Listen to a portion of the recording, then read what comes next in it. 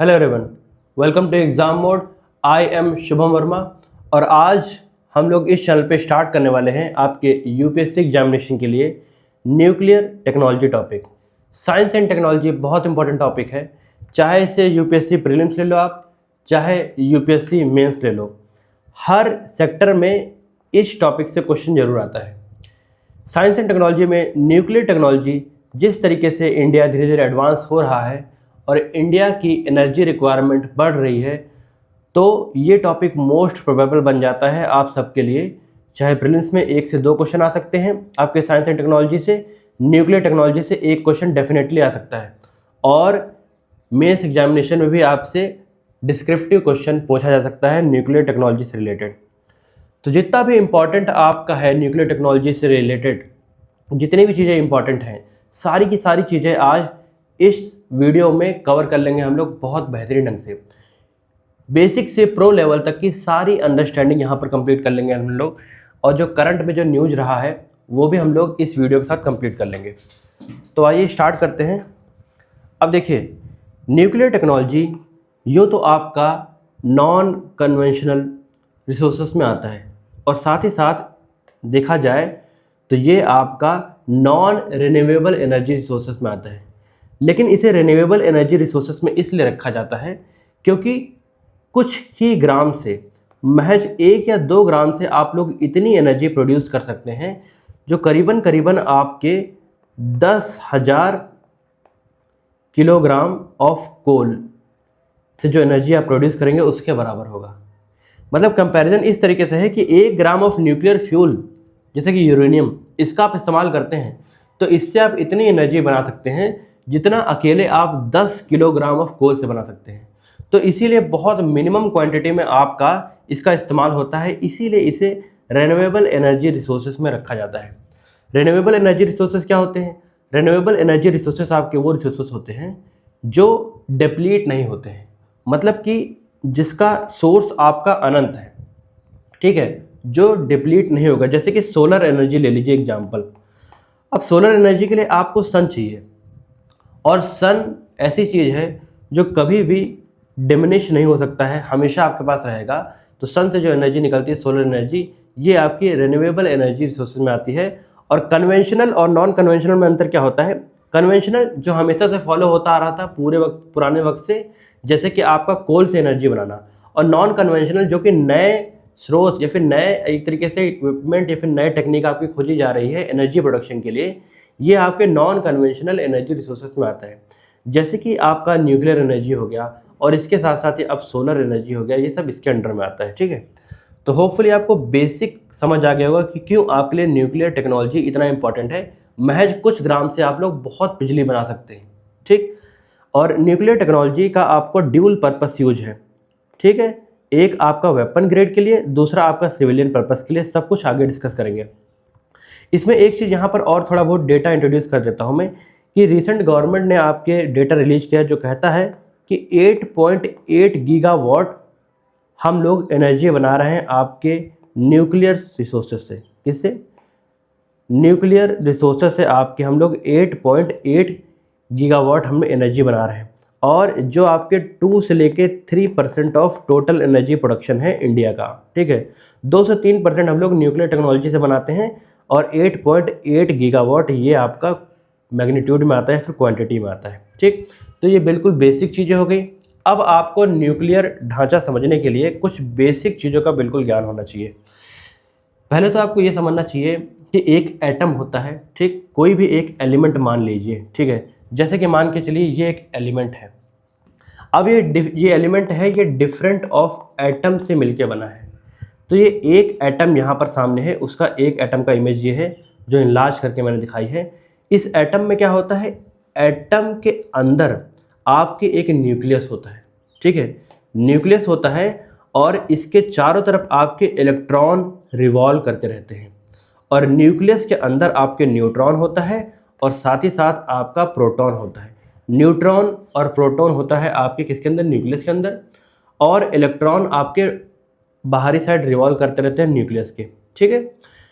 Electron जो आपका होता है ये आपका नेगेटिवली चार्ज होता है। कौन सा? नेगेटिवली चार्ज होता है।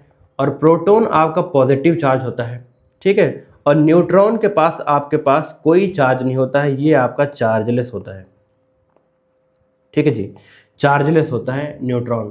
अब प्रोटॉन पॉजिटिव चार्ज है और इलेक्ट्रॉन नेगेटिव चार्ज है, ये दोनों आपस में मिलके बैलेंस आउट कर देते हैं, जिसकी वजह से आपका जो एटम होता है ये स्टेबल होता है। क्या होता है? स्टेबल रहता है, ठीक है। तो ये समझना जरूरी था कि एटम का स्ट्रक्चर क्या होता है, basic structure. Proton positively charge, electron negatively charge, और न्यूट्रॉन के ऊपर आपके पास कोई चार्ज आपके पास नहीं होता है, ठीक। ये चीज़ हो गई। और एक चीज़ यहाँ पर आपको और समझनी है कि किसी भी एक एलिमेंट का रिप्रेजेंटेशन जब हम करते हैं, मान के चलिए वो एलिमेंट है एक्स आपका, ठीक है, तो इसमें दो चीज़ें आपको जाननी होती हैं, एक होता है आपका एटॉमिक नंबर और दूसरा आपका मास नंबर। इसका रिप्रेजेंटेशन इसी तरीके से करा जाता है, एटॉमिक नंबर नीचे लिखा जाता है और मास नंबर आपका ऊपर लिखा जाता है। एटॉमिक नंबर आपका होता है नंबर ऑफ प्रोटॉन्स, जितने भी आपके पास प्रोटॉन होते हैं, ठीक है, ये आपको क्या बताते हैं, ये आपका एटॉमिक नंबर बताते हैं। क्या बताते हैं? एटॉमिक नंबर बताते हैं। और ऊपर जो आपका मास नंबर है, मास नंबर आपका बना होता है नंबर ऑफ प्रोटॉन से और नंबर ऑफ न्यूट्रॉन से, ठीक है। यही आपका न्यूक्लियॉन्स कहलाता है। नंबर ऑफ प्रोटॉन और नंबर ऑफ न्यूट्रॉन मिला के आपका क्या बनाता है, मास नंबर, जो रिप्रेजेंट करा जाता है आपका ए से, ठीक है। Total number of proton in the nucleus, जो कि जेड से रिप्रेजेंट होता है, ये आपका एटॉमिक नंबर बताता है। और मास नंबर आपका नंबर ऑफ प्रोटॉन और नंबर ऑफ न्यूट्रॉन से मिलकर आपका बताता है, ठीक है। ये चीज़ यहाँ समझनी जरूरी है, क्योंकि आगे जब इसका रिप्रेजेंटेशन मैं यूरेनियम में आपको बताऊंगा तो वहाँ पर आपको समझने के लिए आसान होगा। और एक चीज़ यहाँ पर एक्स्ट्रा एड ऑन और करना चाहता हूँ, आइसोटोप और आइसोबार का कॉन्सेप्ट आपको पता होना चाहिए, ठीक है। आइसोटोप आपके वो होते हैं जिसका आइडेंटिकल एटॉमिक नंबर हो लेकिन उसका मास नंबर डिफरेंट हो। क्या हो? एटॉमिक नंबर सेम हो लेकिन मास नंबर डिफरेंट हो। जैसे कि हाइड्रोजन का हम लोग एग्जांपल लेते हैं, 1H1, 1H2 और 1H3। अब ये तो आपको पता चल गया कि नीचे जो 1 लिखा है इसका मतलब होता है ये एटॉमिक नंबर होता है, ऊपर जो 1 लिखा है इसका नंबर होता है मास नंबर होता है, ठीक है। यहाँ पर हो गया, ये प्रोटियम होता है, ड्यूट्रियम और ट्रिटियम, ठीक है। ये डिफरेंट आइसोटोप है, किसके? आइसोटोप्स ऑफ हाइड्रोजन है, ठीक है। अब यहाँ समझिएगा, यहाँ पर रिप्रेजेंटेशन किस लिए है। जैसे कि आप ये डायग्राम देखते हैं, इस डायग्राम में आप देख सकते हैं कि एक प्रोटॉन है और एक इलेक्ट्रॉन है, ठीक है जी। मतलब कि इसका प्रोटॉन के हिसाब से यहाँ पर देख लिया जाए तो एटॉमिक नंबर 1 हो गया और मास नंबर भी 1 हो गया, क्योंकि इसमें प्रोटॉन एक ही है। लेकिन आगे जब ड्यूटेरियम में होता है तो इसमें क्या हो जाता है, आपका एक अटैच हो जाता है, क्या?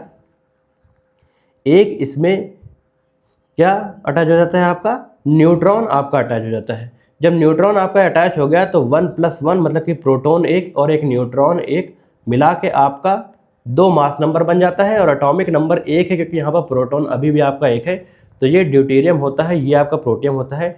ठीक इसी तरीके से यहाँ पर 2 न्यूट्रॉन अटैच हो जाते हैं आपके ट्रिटियम में और तीनों मिला के आपका मास नंबर 3 हो जाता है, एटॉमिक नंबर आपका 1 रहता है। तो ये आइसोटोप आपका ट्रिटियम कहलाता है, ठीक है। तो ये आपके क्या है, ये हाइड्रोजन के आपके आइसोटोप हैं। आइसोटोप क्या होता है, जिसका एटॉमिक नंबर सेम होता है लेकिन इसका मास नंबर आपका डिफरेंट होता है। ये बिल्कुल बैकग्राउंड समझना आपके लिए बहुत ज़रूरी है, क्योंकि आगे जितने भी न्यूक्लियर रिएक्शन आपको बताऊंगा जो हो रही हैं, जो आगे होती हैं, उसमें ये समझना बहुत ज़रूरी है कि आइसोटोप आपका क्या होता है। ठीक इसी वक्त आपको ये समझना बहुत ज़रूरी है कि आइसोबार आपका क्या होता है। आइसोबार आपके वो एटम्स होते हैं जिसका मास नंबर आपका सेम होता है। क्या होता है? मास नंबर आपका सेम होता है लेकिन उसका एटॉमिक नंबर आपका डिफरेंट होता है। फॉर एग्जांपल, कार्बन का आपका एलिमेंट है जिसका एटॉमिक नंबर क्या होता है, आपका 6 होता है। नाइट्रोजन का एटॉमिक नंबर आपका 7 होता है, लेकिन इसके कार्बन का एक आइसोटोप ऐसा है जिसका आपका क्या होता है, मास नंबर आपका 14 होता है। और ठीक इसी तरीके से नाइट्रोजन का एक आइसोटोप है जिसका मास नंबर आपका 14 होता है। तो ये कहलाते हैं आपके आइसोबार्स। आइसोबार्स क्या होते हैं, यहाँ से आप आसानी से देख सकते हैं कि यहाँ पर देखिए मास नंबर आपका सेम है लेकिन एटॉमिक नंबर दोनों का डिफरेंट है। ऐसा कुछ भी हो, कोई भी एलिमेंट हो, तो वो आपके आइसोबार कहलाएंगे। आइसोटोप में क्या था, एटॉमिक नंबर डिफरेंट था। आइसोबार में मास नंबर आपका सेम है और सॉरी, आइसोटोप में आपके एटॉमिक नंबर सेम था, लेकिन आइसोबार में आपके एटॉमिक नंबर डिफरेंट हैं। वहाँ मास नंबर आपका डिफरेंट था, यहाँ मास नंबर आपका सेम है। तो ये कहलाता है आपका आइसोबार्स। ठीक है, तो ये बिल्कुल बेसिक चीज़ें थी, तो समझना बहुत जरूरी था आपको न्यूक्लियर टेक्नोलॉजी टॉपिक में घुसने के लिए। ठीक है, अब आते हैं आपके न्यूक्लियर रिएक्टर टेक्नोलॉजी। अब देखिए, न्यूक्लियर रिएक्टर टेक्नोलॉजी यहाँ पर हम लोग पढ़ रहे हैं, ये आपका कब होगा? न्यूक्लियर रिएक्टर टेक्नोलॉजी का इस्तेमाल होता है आपका बिजली बनाने में इस्तेमाल करना है, एनर्जी प्रोड्यूस करना, और ये सब कुछ आपका पॉसिबल है कंट्रोल्ड मैनर में, कंट्रोल्ड मैनर में। और इसी के साथ साथ ही सिविलियन पर्पस के लिए। किसके लिए? सिविलियन पर्पस के लिए। अब दोनों में मतलब समझिए। कंट्रोल्ड मैनर में क्या होता है कि एक होती है आपकी चेन रिएक्शन। चेन रिएक्शन क्या होता है कि एक से टूट के आपका दो बना, फिर उससे टूट के आपका फिर आगे दो बने, फिर उससे और टूटता जा रहा है, और एक तरीके से ये रिएक्शन आपका सेल्फ सस्टेनिंग हो जाता है, मतलब टूटता चला जाता है। अगर इसे आप कंट्रोल्ड नहीं करते हैं, कोई भी चीज़ अगर अनकंट्रोल्ड चली जाती है तो वो तबाही मचा सकती है। जैसे कि इस समय बारिश हो रही है, फॉर एग्जांपल आपके पास आपके इलाके में बारिश रेगुलर हो रही है, तो अगर रुक रुक के हो रही है, कंट्रोल्ड मैनर में हो रही है, तब तक के लिए तो सही है। लेकिन अनकंट्रोल्ड मैनर में अगर 4 से 5 घंटे का लगातार बारिश हो जाए तो क्या होगा? बाढ़ आ जाएगी। ठीक है, तबाही मचेगी। ठीक उसी तरीके से न्यूक्लियर रिएक्शन में अगर रिएक्शन हो रहा है और वो कंट्रोल्ड मैनर में हो रहा है, मतलब कि जब हम चाहे उसे रोक सके, और जितना रिएक्शन हम लोग चाहते हैं उतना रिएक्शन हो सके, तब तो वो कंट्रोल्ड मैनर में होगा। अगर वो अनकंट्रोल्ड चला जाता है तब वो आपके मिलिट्री ग्रेड में आ जाता है। किसमें? मिलिट्री ग्रेड में आ जाता है। मिलिट्री ग्रेड में मतलब तब ये आपका न्यूक्लियर वेपन में कन्वर्ट हो जाता है। क्या हो जाता है? न्यूक्लियर वेपन में कन्वर्ट हो जाता है जब अनकंट्रोल्ड चेन रिएक्शन होता है। लेकिन ठीक इसी तरीके से अगर कंट्रोल्ड चेन रिएक्शन हो रहा है कि जब हम चाहें उसे बंद कर दें और कंट्रोल्ड मैनर में हम लोग उसे आपका रिएक्शन होने दें, तो यही चीज़ आपके लिए फ्रूटफुल होगी और आप लोग बिजली प्रोड्यूस कर सकते हैं, इलेक्ट्रिसिटी आप लोग प्रोड्यूस कर सकते हैं। वही चीज़ जहाँ समझेंगे, आगे आपको और डिटेल से बताऊंगा, अभी आप सिर्फ इतना समझिए। ठीक है, ये चीज़ें हो गई। अब न्यूक्लियर रिएक्टर टेक्नोलॉजी में क्या होता है कि न्यूक्लियर रिएक्टर आपका कंट्रोल्ड फिजन आपका कराते हैं यूरेनियम 235 का। यूरेनियम 235 आपका आइसोटोप है। ठीक है, इसी तरीके से आपका यूरेनियम 238 भी होता है और 234 भी होता है, 234 भी होता है। लेकिन ये ऐसा यूरेनियम है जिसका मास नंबर आपका 235 है। अब मास नंबर आप कंपेयर कर सकते हैं, जो मैंने पिछले आपको बताया। ठीक है, इसमें कंट्रोल्ड फिजन जब करा जाएगा तो ये एटॉमिक पावर आपका जनरेट करेगा, और इसी एटॉमिक पावर से आपकी हीट एनर्जी जनरेट होगी। ठीक है, और हीट एनर्जी से यहीं पर आपकी इलेक्ट्रिसिटी बनेगी। तो यही आपका बेसिक बिल्कुल लेआउट है न्यूक्लियर रिएक्टर टेक्नोलॉजी से। अब न्यूक्लियर रिएक्टर टेक्नोलॉजी को डीप में समझने के लिए पहले आपको न्यूक्लियर फिजन और न्यूक्लियर फ्यूजन पता होना चाहिए। ठीक है, अब बताता हूँ आपको। न्यूक्लियर फिजन को हिंदी में कहते हैं परमाणु विखंडन। अब फिजन, जिन लोगों ने आपके साइंस पढ़ी है तो उन्होंने बाइनरी फिजन सुना होगा। अमीबा का बाइनरी फिजन होता है कि एक अमीबा का स्ट्रक्चर आगे चल के आपके टूटता है 2 डॉटर अमीबी में। ठीक है, 2 डॉटर अमीबी में टूटता है और ठीक इसी तरीके से वो रेप्लिकेट करते हुए आगे टूटता जाता है।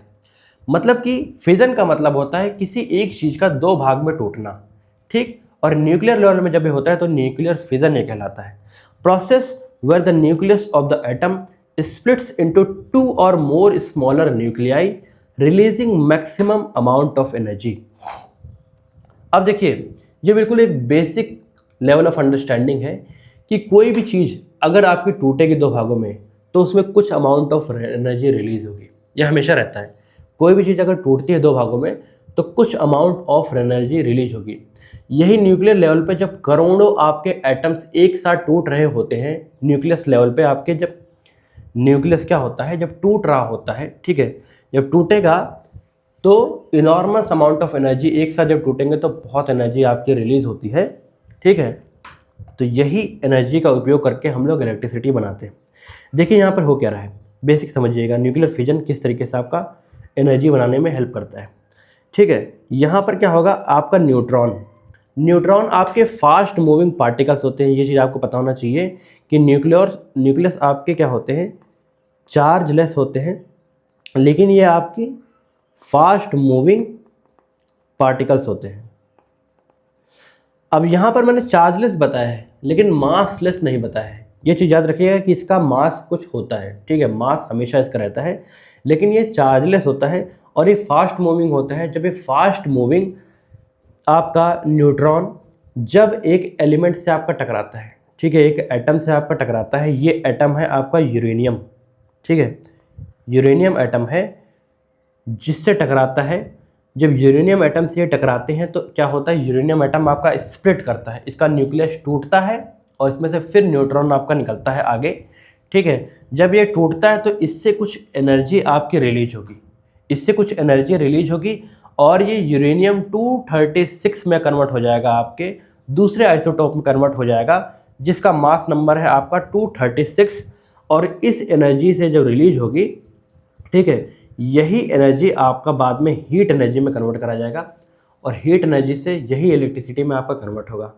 फिर यही यूरेनियम 236 से जब आपका फिर से न्यूट्रॉन टकराता है तो ये आपका बेरिलियम बन जाता है और क्रिप्टन बन जाता है और साथ में बहुत सारे न्यूट्रॉन और रिलीज होते हैं। यही न्यूट्रॉन जो यहाँ से रिलीज हुए हैं, यहाँ देख सकते हैं आप, यही न्यूट्रॉन आगे चल के फिर बम्बार्ड करते हैं आपके यूरेनियम 235 से और ठीक इसी तरीके से फिर प्रोसेस आपका फॉलो होता रहता है। यही आपका न्यूक्लियर साइकिल होता है जिसमें क्या होता है, एक न्यूट्रॉन आपका टकराता है, फिर आगे चल के फिर से न्यूट्रॉन आपका बनता है, वही न्यूट्रॉन लौट के आके फिर से आपका यूरेनियम 235 से टकराता है, ठीक है, जितने एटम्स होते हैं। तो इस तरीके से आपका एक न्यूक्लियर साइकिल चलता रहता है, ठीक है, चेन रिएक्शन आपकी चलती रहती है, ठीक, ये चीज़ हो गई। तो ये चीज़ न्यूक्लियर फ्यूजन से इस तरीके से एनर्जी प्रोड्यूस करी जाती है आपकी, ठीक इसी तरीके से न्यूक्लियर फ्यूजन समझिए। न्यूक्लियर फ्यूजन आपका होता है जब आपके दो एटम्स को जोड़ा जाए, ठीक है, किसी भी दो चीज़ को जोड़ने पर एक तीसरी चीज़ बनाई जाए तो वो आपका न्यूक्लियर फ्यूजन कहलाता है। क्या कहलाता है? फ्यूज़न। स्पेलिंग पे ध्यान दीजिएगा। फ्यूज़न मतलब होता है जोड़ना। जैसे कि आपके दो लोहे की रॉड्स होती हैं, इसको जब आपके क्या करा जाता है, वेल्डिंग करके बहुत सारा हाई टेम्परेचर देके इसे जब जोड़ा जाता है तो उसमें एनर्जी रिक्वायर्ड होती है। क्या होती है? एनर्जी आपकी रिक्वायर्ड होती है इन दोनों को जोड़ने के लिए। ठीक इसी तरीके से न्यूक्लियर फ्यूजन रिएक्शन है। न्यूक्लियर फ्यूजन में जब आपके दो छोटे छोटे एटम्स आपके जोड़े जाते हैं तो इसके लिए एनर्जी आपकी क्या होती है, एनर्जी यहाँ पर आपकी चाहिए इन दोनों को जोड़ने के लिए। लेकिन जब ये फ्यूज़ करेंगे, ठीक है, फ्यूज़ करने के बाद ये आपका एनर्जी रिलीज भी करते हैं। क्या करते हैं? एनर्जी आपका रिलीज भी करते हैं। ठीक यही रिएक्शन आपके सन में हो रही है। जो सन या फिर सूरज में आपके जो रिएक्शन हो रहा है वो आपका न्यूक्लियर फ्यूजन रिएक्शन हो रहा है, जहाँ पर आपके हाइड्रोजन के आइसोटोप्स ड्यूटेरियम और ट्रीटियम ये आपस में मिल रहे हैं। ठीक है, यही मिल के आपका फ्यूज़ करके, ठीक है, इसको फ्यूज़ करते हैं तो आपकी एनर्जी रिलीज होती है। अब ये एनर्जी जो आपकी यहाँ पर रिक्वायर्ड होती है, इसके लिए बहुत हाई टेम्परेचर चाहिए। क्या चाहिए? याद रखिएगा कि न्यूक्लियर फ्यूजन रिएक्शन के लिए आपको बहुत ज़्यादा हाई टेम्परेचर चाहिए, मिलियंस ऑफ डिग्री सेल्सियस चाहिए। और अब यहाँ पर एक बात आपको बताऊँगा, न्यूक्लियर फ्यूजन में आप देख रहे होंगे कि आपके हाइड्रोजन के आइसोटोप्स का इस्तेमाल हो रहा है। यहाँ समझना आपके लिए बहुत ज़रूरी है कि न्यूक्लियर फ्यूज़न में आपके हाइड्रोजन का इस्तेमाल हो रहा है और हाइड्रोजन के अबंडेंस हमारे पास बहुत ज़्यादा एक्सेस में है। भाई हाइड्रोजन तो आपका वाटर से भी बनाया जा सकता है ना। वाटर में क्या होता है? H2O होता है। H2O को जब आप तोड़ेंगे तो हाइड्रोजन और ऑक्सीजन आपका होगा, इसको बैलेंस आउट कर देते हैं। तो इस तरीके से आपकी हाइड्रोजन गैस यहाँ से रिलीज हो जाती है। तो इस तरीके से हाइड्रोजन आप यहाँ से बना सकते हैं। मतलब कि हाइड्रोजन की हमारे पास कोई कमी नहीं है। कमी सिर्फ इस बात की है कि millions of degree Celsius temperature जो होता है, इसको अभी तक हम लोग धरती पर अचीव नहीं कर पाए हैं। ठीक है, धरती पे हम लोग अचीव नहीं कर पाए हैं। इतनी हाई टेम्परेचर में किसी रिएक्शन को कराना अभी तक हमारे लिए पॉसिबल नहीं हो पाया है। जिस दिन ये पॉसिबल हो जाएगा, जिस दिन ये पॉसिबल हो जाएगा उस दिन आप समझिए कि आपकी एनर्जी डिमांड, एनर्जी रिक्वायरमेंट जितनी भी है वो सब कुछ फुलफिल हो जाएगी। बहुत ही ज़्यादा कम, क्या कह सकते हैं, बहुत ज़्यादा कम खर्चे में। भाई यूरेनियम की मात्रा आपके ग्राउंड में, ओर्स में जो है वो बहुत लिमिटेड है। बहुत लिमिटेड अमाउंट में हमारे पास यूरेनियम है। इंडिया के पास तो महज मात्र समझे तो 1 से लेकर 2% ऑफ यूरेनियम है। ठीक है, हम लोग जितना भी यूरेनियम होता है वो बाहरी कंट्रीज से आपके इंपोर्ट करते हैं आपकी बिजली बनाने के लिए। तो यूरेनियम की मात्रा क्या हो रही है, दिन ब दिन आपकी ख़त्म होती जा रही है। लेकिन हाइड्रोजन की मात्रा आपकी बहुत एक्सेस में है और ये अनंत कालों तक आपको एनर्जी दे सकता है। बस बशर्ते ये है कि आपका एनर्जी प्रोडक्शन अब धरती पे होने लग जाए। इसी में एक टर्म आपको याद रखना है, ग्रीन वर्ल्ड लिमिट। बहुत इंपॉर्टेंट वर्ड है green world limit. Green world limit आपका क्या होता है, ये न्यूज़ में है और ये आगे आपसे एग्जामिनेशन में पूछा भी जा सकता है। एक सेकंड रुकिए।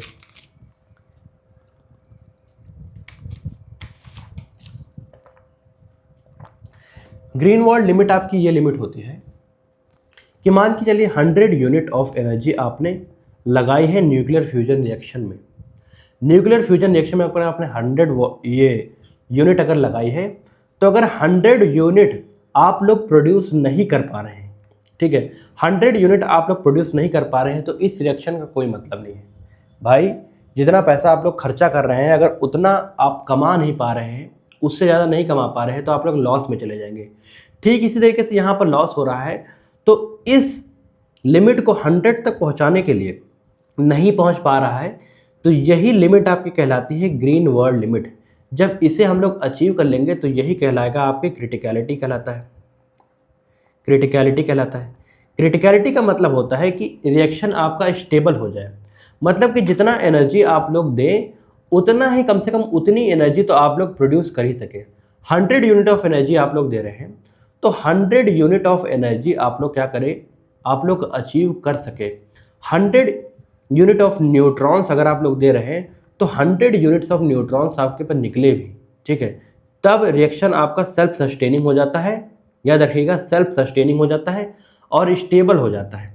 यही आपका क्रिटिकलिटी कहलाता है। और ग्रीन वर्ल्ड लिमिट क्या होती है, ये मैंने आपको बता दिया। जब तक हम अचीव नहीं कर पा रहे हैं, तो ये ग्रीन वर्ल्ड लिमिट आपके न्यूक्लियर फ्यूजन रिएक्शन से रिलेट करती है। क्रिटिकलिटी के बारे में आगे डिटेल से बताऊंगा। तो होपफुली आपको यहाँ पर ये चीज़ें समझ आएंगी कि न्यूक्लियर फ्यूज़न क्या होता है और न्यूक्लियर फिजन क्या होता है। अब यहाँ पर एक चीज़ समझिए जो आप हमेशा सुनते होंगे, ठीक है, दो चीज़ें आप लोग सुनते होंगे। एक आप सुनते होंगे न्यूक्लियर बॉम्ब, ठीक, और एक सुनते होंगे आप लोग हाइड्रोजन बॉम्ब। सुनते कि नहीं सुनते, सुना होगा पक्का आपने न्यूज़ में। तो जो न्यूक्लियर बॉम्ब है, ये आपका न्यूक्लियर फिजन रिएक्शन में होता है कि आपका एक न्यूक्लियस छोड़ा गया, जैसे यूरेनियम 235 छोड़ा गया, ठीक, यूरेनियम 235 छोड़ा गया, तो ये आगे दो पार्ट में आपका डिवाइड होता है। ठीक इसी तरीके से ये आगे डिवाइड होते जा रहे हैं, डिवाइड होते जा रहे हैं, आगे दो पार्ट में डिवाइड होते जाएंगे और ये आगे और ऐसे टूटते रहेंगे।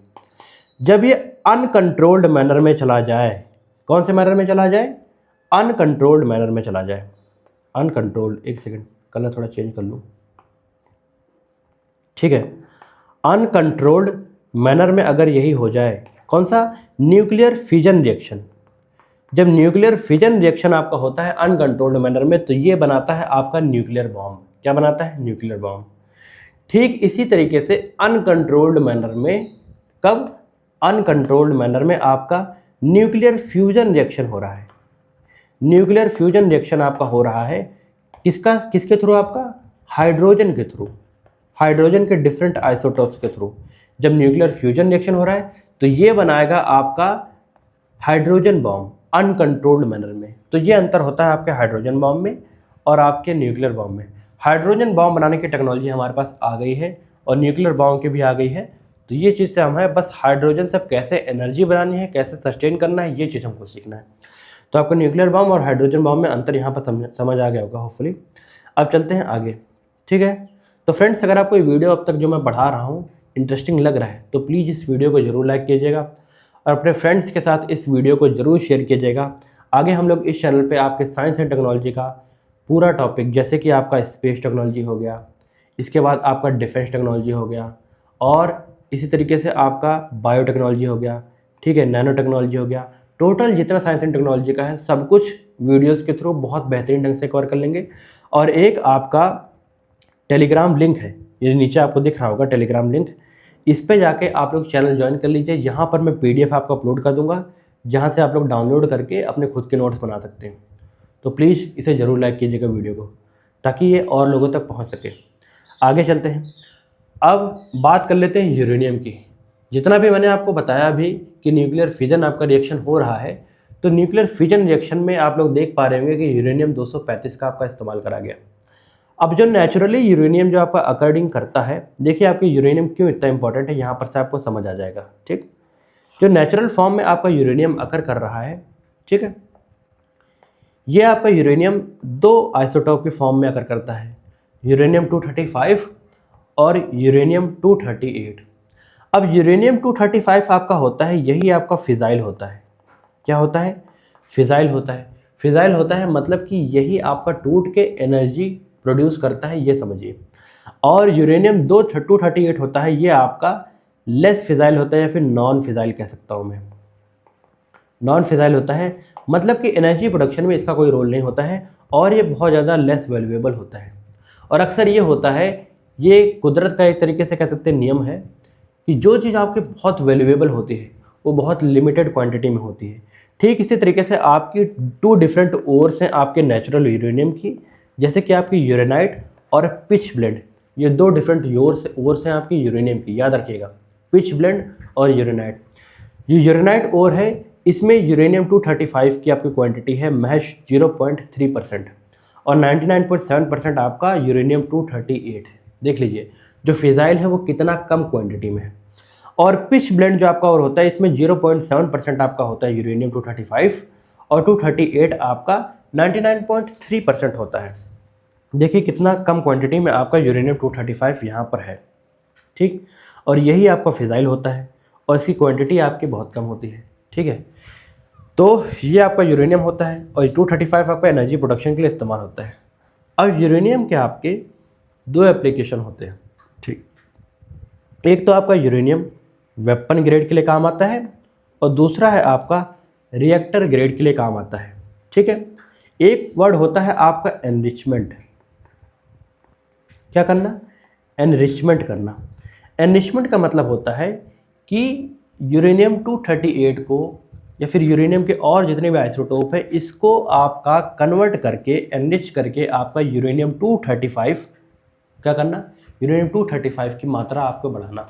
ठीक है, और 80% या फिर उससे ज़्यादा का अगर एनरिचमेंट हम यूरेनियम का कर देते हैं, ठीक है, 80% या उससे ज़्यादा आप लोग यूरेनियम का क्या करते हैं? एनरिचमेंट करते हैं, तो यही आपका वेपन ग्रेड कैटेगरी में चला जाता है। मतलब इससे आप लोग न्यूक्लियर हथियार बना सकते हैं। ठीक उसी तरीके से 2 से 5% अगर आप यूरेनियम का एनरिचमेंट कर रहे हैं, तो ये आपका रिएक्टर ग्रेड में होता है। मतलब कि इसे सिविलियन पर्पज़ के लिए इस्तेमाल करा जा सकता है, और इससे आप लोग न्यूक्लियर एनर्जी आप लोग प्रोड्यूस कर सकते हैं। ठीक, यूरेनियम 235 आइसोटोप की बात कर रहा हूँ। यही लड़ाई आपकी चल रही है ईरान और अमेरिका के बीच में। यूएसए कह रहा है कि ईरान जो है वो आपका क्या कर रहा है? यूरेनियम का एनरिचमेंट एक प्रिस्क्राइब्ड लेवल से ऊपर कर रहा है, और जो वेपन ग्रेड की तरफ जा रहा है। इसका मतलब है कि ईरान आपका न्यूक्लियर हथियार बनाने की तरफ बढ़ रहा है, और अमेरिका कह रहा है कि हम लोग ये होने नहीं देंगे। अमेरिका देखा जाए तो ये गलत कर रहा है, क्योंकि रीजनल इश्यूज़ को या फिर रीजनल पावर हमको कैसे बढ़ानी है, ये हमारे पर खुद पर निर्भर होना चाहिए। हम एक सॉवरेन कंट्री है। ठीक इसी तरीके से ईरान भी एक सॉवरेन कंट्री है, तो ईरान की जो मर्जी वो कर सकता है। ठीक है, लेकिन अमेरिका महज अपनी दादागिरी बनाने के लिए और अपने वेपनरीज को सेल करने के लिए, जितने भी वेपन इक्विपमेंट है उसके सेल होते रहे, और दूसरी कंट्रीज उस पर निर्भर रहे हमेशा, इसीलिए ये सब वो खेल रच रहा है, और कोई इसका कारण नहीं है। ये सिर्फ एक तरीके से रीजनल इश्यूज़ पे अपनी टांग अड़ाने के लिए ये कर रहा है। ठीक है, तो 80% ऑफ मोर अगर हो रहा है तो वो वेपन ग्रेड में चला जाता है एनरिचमेंट, और 235 का अगर एनरिचमेंट 2 से 5% हो रहा है तो ये रिएक्टर ग्रेड होता है। बहुत इंपॉर्टेंट है, इतना समझ आ गया। आगे चलते हैं। अब नेचुरल और एनरिच्ड यूरेनियम में अंतर क्या होता है? सिंस हमारे पास 0.7% आपका यूरेनियम 235 है, और 99.3% आपका यूरेनियम 238 है, और इसमें जब आपका नेचुरल यूरेनियम होता है तो इसके ट्रेसेस तो होते ही हैं, लेकिन कुछ ट्रेस आपका यूरेनियम 234 का भी होता है। और जो 0.7% आपका यूरेनियम 235 है, ये सफिशिएंट आपका नहीं होता है सेल्फ सस्टेनिंग रिएक्शन के लिए और क्रिटिकल चेन रिएक्शन के लिए। सेल्फ सस्टेनिंग मतलब कि क्रिटिकलिटी, जो मैंने आपको बताया था अभी, क्रिटिकलिटी अचीव करने के लिए और एक चेन रिएक्शन को बनाए रखने के लिए ये 0.7% आपका यूरेनियम 235 ये सफिशिएंट नहीं होता है। इसके लिए हमको क्या करना पड़ेगा, इसके लिए हमको एनरिच करना पड़ेगा।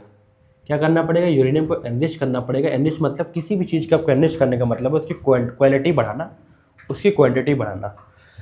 अगर हम 20% ज़्यादा कंसनट्रेशन कर देते हैं आपको यूरेनियम 235 का, तो यही आपका यूरेनियम एनरिच हो जाएगा और इसका इस्तेमाल हम लोग बिजली बनाने के इस्तेमाल में कर सकते हैं। ठीक है, 80% से ज़्यादा हम लोग करते हैं तो वो वेपनरी ग्रेड में चला जाता है, और 2 से 5 या 20% के आसपास रखते हैं तो ये आपका मोटा मोटा 9 से 10% तो आपका एनरिच करता ही करता है हर देश, ताकि एक तरीके से न्यूक्लियर एनर्जी आपके ढंग से बनाई जा सके। ठीक है, और 80% से ऊपर तो वो आपका वेपन की कैटेगरी में आ जाएगा। अब एनरिचमेंट यहाँ हो गया, आगे चलते हैं। आपको याद रखना है कि यूरेनियम की सबसे ज़्यादा क्वांटिटी, ठीक है, आपके कजाकिस्तान में है, यूएसए में है और ऑस्ट्रेलिया में है। कहाँ पर है, are top producer of the uranium, Kazakhstan, USA और ऑस्ट्रेलिया। ठीक, इंडिया के पास महज 1.7% ऑफ यूरेनियम रिजर्व्स हैं। कितना है, महज 1.7% ऑफ यूरेनियम रिजर्व है हमारे पास, जिसकी कुछ इंपॉर्टेंट माइंस है जहाँ से हम लोग निकालते हैं आपके यूरेनियम। वो है आपके जादूगुड़ा माइंस झारखंड में, नाहरकटिया आपके आसाम में है और उमाई मेघालय में है। लेह लद्दाख का रीजन है जिसमें हिमाचल प्रदेश और जेएंडके का बेल्ट है, यहाँ से हम लोग आपका यूरेनियम का एक्सट्रैक्शन करते हैं। यूरेनियम ही आपके न्यूक्लियर एनर्जी में बहुत हेल्पफुल होता है। अब इतना हो गया, बेसिक चीज़ें आपको सारी पता चल गई कि क्या न्यूक्लियर फ्यूजन होता है, क्या फ्यूज़न होता है, किस तरीके से आपका सारी चीज़ें चल रही हैं, यूरेनियम का कौन सा आपका आइसोटोप इस्तेमाल होता है न्यूक्लियर एनर्जी बनाने के लिए। तो अब हम लोग आ जाते हैं आपके न्यूक्लियर रिएक्टर टेक्नोलॉजी जो होती हैं उसका एक ओवरव्यू समझ लेते हैं कि आखिर चल क्या रहा है, किस तरीके से आपकी एनर्जी बनाई जा रही है। ठीक, अब थोड़ा बहुत ध्यान से समझिएगा। ये हो गया आपका, मैं इसको थोड़ा इरेज कर देता हूँ, समझिए यहाँ पे। ठीक, ये है chamber, this one is a chamber जिसमें आपका यूरेनियम 235 का आइसोटोप समझ लीजिए रखा गया है। ठीक है, याद रखिएगा यूरेनियम 235 का आइसोटोप इसमें रखा गया है। ये रिएक्टर कोर कहलाता है आपका। ठीक है, और इसी को बाद में इस सारे सिस्टम को यहाँ से देख लीजिए, एक आपका ये पंप जा रहा है। ठीक है, इस पूरे सिस्टम को एक बड़े कन्फाइनमेंट शेल में रखा गया है। ये सीमेंटेड वॉल होती है बहुत मोटी मोटी, जिसके अंदर आपका रिएक्टर को रखा जाता है, और इस सीमेंटेड सेल के अंदर अगर किसी को जाना है तो वो स्पेशल शूट पहन के जाता है, ताकि उसके अंदर रेडियो एक्टिविटी का क्या हो सके, रेडियो एक्टिव रेज उसे आपके नुकसान ना पहुंचा सके। ठीक है, तो ये कन्फाइनमेंट सेल होती है, ये चीज़ याद रखिएगा। और इसी के साथ साथ एक चीज़ और बता दूं कि एक स्पेशल टाइप ऑफ मेडिसिन आपकी दी जाती है जो यहाँ पर वर्कर्स काम करते हैं या फिर जो लोग विजिट करते हैं, इसे जो विजिट करते हैं उनको स्पेशल टाइप ऑफ क्या करी जाती है, एक आपको मेडिसिन दी जाती है कि उसको बाद में खाई जाती है। ठीक है, अगर यहाँ से निकलने के बाद तो खाई जाती है, और 1-2 महीने तक उन लोगों पर मॉनिटरिंग करी जाती है कि कहीं उन पर रेडियो एक्टिव का असर तो नहीं हो गया है। एक एग्जांपल देता हूँ, कॉलेज की डेज़ में हमारे प्रोफेसर थे, वो बता रहे थे कि एक बार वो अपने स्टूडेंट्स को टूर पे लेके गए हैं एक इसी ऐसे ही न्यूक्लियर रिएक्टर साइट पे। तो वहाँ पर एक स्टूडेंट का बाद में जब ब्लड सैंपल लिया गया, यहाँ से निकलने के बाद ब्लड सैंपल लिया जाता है, तो बाद में 1 महीने बाद कॉलेज में आपके क्या आती है, एक रिपोर्ट आती है जो कहता है कि ये फला नाम का लड़का है जिस पर न्यूक्लियर रिएक्टर का कुछ % असर देखा गया है रेडियो एक्टिविटी का। तो कुछ मेडिसिन में उन्होंने प्रिस्क्राइब करी थी जो बताया गया था कि उस लड़के को आप दीजिए ताकि वो खाए, ताकि न्यूक्लियर रिएक्टर का जो आपका असर है, वो रेडियो एक्टिविटी का असर है, वो कम हो सके। तो समझ सकते हैं कि कितना जटिल आपका ये प्रोसेस होता है। अब टॉपिक वापस आते हैं। अब यहाँ पर हमारा रिएक्टर कोर है। ठीक है, ये रिएक्टर कोर है। अब रिएक्टर कोर में 235 आपका यूरेनियम है, और ठीक वही प्रोसेस आपका फिजन का फॉलो होगा, जहाँ पर न्यूट्रॉन आएगा, आपको बम्बार्ड करेगा और टूटेगा वो यूरेनियम 235, और आपकी हीट रिलीज होगी। ठीक है, हीट तक पहुँच गए, एनर्जी रिलीज हो रही है। अब एनर्जी जो रिलीज हो रही है, यही एनर्जी यहाँ पर से आपका क्या करेगी, जब यहाँ पर आपका क्या होगा, गर्म होगा। जब ये हीट एनर्जी यहाँ पर से यहाँ पर तक आएगी, तो यहाँ जो पानी रखा है, पानी क्या रखा है, पानी जो रखा है आपका हैवी वाटर रखा जाता है, यहाँ पर ड्यूटेरियम रखा जाता है। ठीक है, इसको रखा जाता है जब ये गर्म होता है तो इसकी भाप की किरणें होती हैं, इसकी भाप जो निकलती है, आपकी स्टीम जो निकलती है, यही स्टीम पाइप के जरिए आपके यहाँ पर आती है और यहाँ पर टरबाइन्स लगे होते हैं। उस टरबाइन मोटर को यहाँ पर रन कराती है वो, ठीक है, स्टीम रन कराता है, उसी से आपकी इलेक्ट्रिकल एनर्जी जनरेट होती है। इतना हो गया। अब यहाँ पर देखिए, आप लोग एक चीज़ फोकस कर पा रहे होंगे, इधर से देखिए पहले, जब यहाँ से आपका स्टीम इंजन से क्या करा गया, आपकी एनर्जी बना ली गई, तो यहाँ पर आपके क्या करा गया, स्टीम टरबाइन रखी गई है, यहाँ पर कंडेंसर रखा गया है, जिससे वो जो भाप है वो जो नीचे आएगा, जो कंडेंस करेगा यहाँ पे, ठीक है। कंडेंस करने का मतलब है कि गैसेस से वो वाटर की फॉर्म में कन्वर्ट हो जाएगा, तो ड्रॉपलेट्स आपकी नीचे यहाँ पे कलेक्ट हो जाएंगी। ये ड्रॉपलेट्स आपके कलेक्ट हो रही हैं, यही ड्रॉपलेट्स बैक होके फिर से आपके कहाँ पर, फिर से स्टीम चैम्बर पर वापस आ जाती है, ठीक। ये चीज़ समझ ली। और दूसरी चीज़ आपको समझना ये जरूरी है कि एक सोर्स रखा जाता है ओपन वाटर का, कोई नदी होती है आपकी या फिर कोई आपका समुद्र होता है, जहाँ से कोल्ड वाटर आपका यहाँ से भेजा जाता है, और वो कोल्ड वाटर जब आपके पाइप के जरिए यहाँ पर से आता है, तो यही कोल्ड वाटर ये कंडेंसेशन में मदद करता है। आपके कंडेंसेशन जो आपका हो पा रहा है यहाँ पर गैस का, ये इस कोल्ड वाटर के संपर्क में आने से आपका कंडेंसेशन हो पा रहा है, और यही फिर से आपका जो स्टीम था वो कन्वर्ट होकर फिर से वाटर में आ जाता है, और यहाँ से जो हॉट वाटर है ये फिर से पानी में रिलीज हो जाता है। इतना समझ लिया। अब यहाँ पर फिर से आपका आ जाता है, क्या होता है, कोल्ड वाटर इकट्ठा हो गया। ये जो कोल्ड वाटर है ये आपका होता है हैवी वाटर, हैवी वाटर।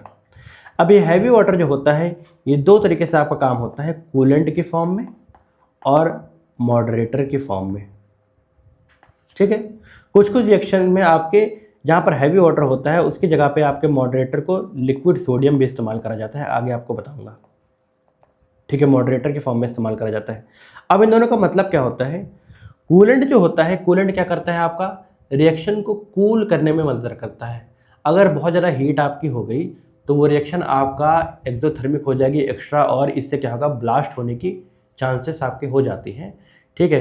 तो ये कूलेंट आपका मदद करता है इन सब चीज़ों में, ठीक है। कूलेंट के फॉर्म में भी आपका लिक्विड सोडियम कहीं कहीं इस्तेमाल करा जाता है। मॉडरेटर क्या होता है, मॉडरेटर का काम आपका होता है कि मॉडरेटर आपका हेल्प करता है। क्या करता है मॉडरेटर, हेल्प करता है, यहाँ पर मैंने उसकी एक एग्जैक्ट डेफिनेशन आपकी लिख रखी है।